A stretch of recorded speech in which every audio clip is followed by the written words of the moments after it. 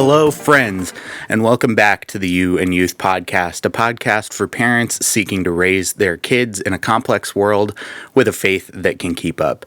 My name is Reverend Connor Filkins, and I am the host of this show, and you are listening to the first episode of our second season of the You and Youth Podcast, and we're so glad that you have found us, however you have found us, whether you found us through the host church, First Congregational Church of Hudson, or just stumbled across one of our social media pages. We are so glad you have found this show that we hope will be a resource for you in the messiness that is parenting. And now that you've found us, what are we listening to today? What are we talking about today? Today, we are taking on the question and the topic of helping your student find their voice in a noisy world. So what does that mean? What are we talking about here today? Really, I think we have to start by talking about what is voice, what do we mean by that, and what is noise. So first, we'll talk about noise. Noise is everything that happens around you, happens around your student, all of the ideas, all of the thoughts, all of the opinions that they are exposed to on a daily basis, all of the things that might end up shaping who they are and what they believe.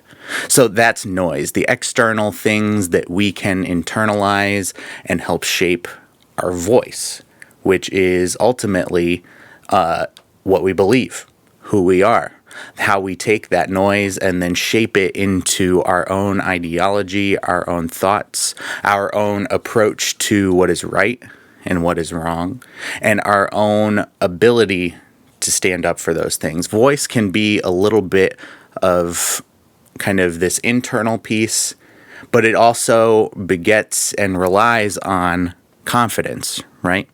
Because we can have all of the strongest beliefs in the world, but if we're not confident enough to express them, what's the point of having those beliefs, right? So really, voice is your perspective, your truth, your values, and it doesn't have to be loud or powerful or necessarily charismatic, because sometimes there can be a lot of noisiness that lacks a lot of depth, right?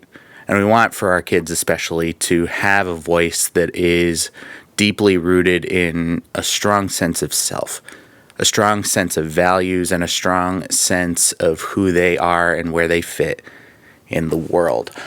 Sometimes that can be really difficult. I say sometimes